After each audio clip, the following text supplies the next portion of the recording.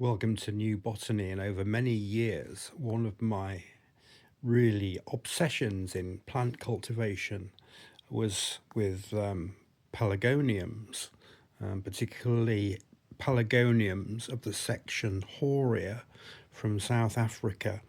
And these are now incredibly difficult plants to get hold of. They're impossible really to get as seed anymore, even. And as plants, they are quite tricky to cultivate. Now, one of the ones that I grew from seed was this one, which is Pelargonium lipoldii, and I successfully grew it from seed over several years and grew several plants which developed into flowers. But this plant is incredibly rare now, found in the succulent Karoo, I think in the Kners flacta, which is the quartz stone area of southwestern Africa, fairly close to the Cape. And I grew these for several years and was successful with them, but they only lived for a couple of years, and after that I ceased cultivating them. But I've always remained interested in pelargoniums, and I want to show you three new species that I've bought over the last month from Wootton's of Wenhaston, which is a specialist pelargonium company in, I think, Suffolk or Norfolk. I'm not absolutely sure about that. But I'll show you a few pictures of the place where these plants grow in the succulent Karoo in southern Africa.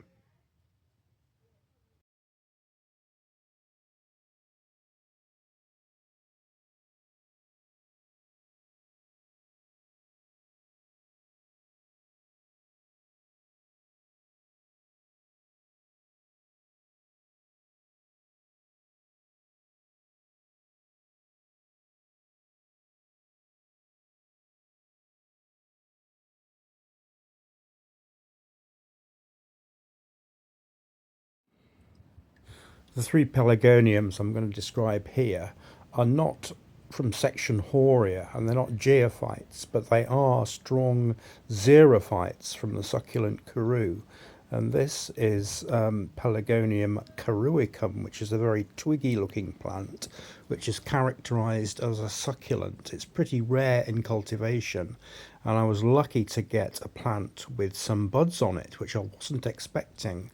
This plant normally dies down over our summers and is active during the winter, but it's still growing, and you can see its very twiggy stems and very small leaves, which it does shed when the plant goes into dormancy. And this plant is, I believe, quite difficult to grow. But I've decided to take on the challenge and see if I can cultivate it indoors. And this is what the stem looks like, which is thick, twiggy, succulent, with very small leaves which are easily lost. The plant is a succulent subshrub, and it grows in arid, rocky desert regions from the Marqueland to the Little Karoo, and it is loved by collectors, and I consider myself lucky to have got hold of a specimen of this. It needs very bright light, and I think that may be only possible indoors. Here's the second plant that I got recently, Pelargonium alternans, which is much more obviously succulent, and it's very decorative with its white flowers and almost bonsai-like succulent stems. And I was very lucky again to get these plants for less than £10 each from Wootton's of Wenhaston. And I strongly recommend this supplier if you're interested in pelargoniums, simply because it has rare ones and they're well packaged and well prepared for dispatch. This is what the flower looks like close up.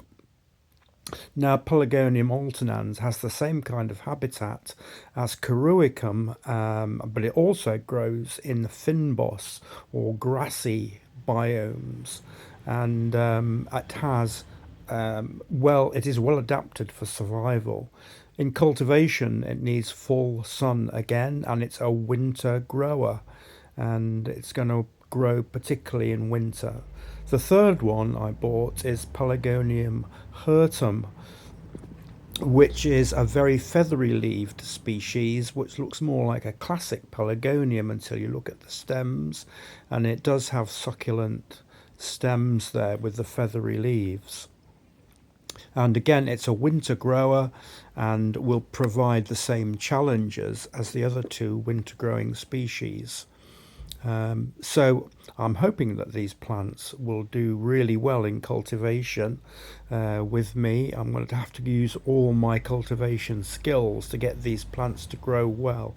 And I'm hoping very much that they will grow. And when I get more flowers from these plants, I'll do another video on this.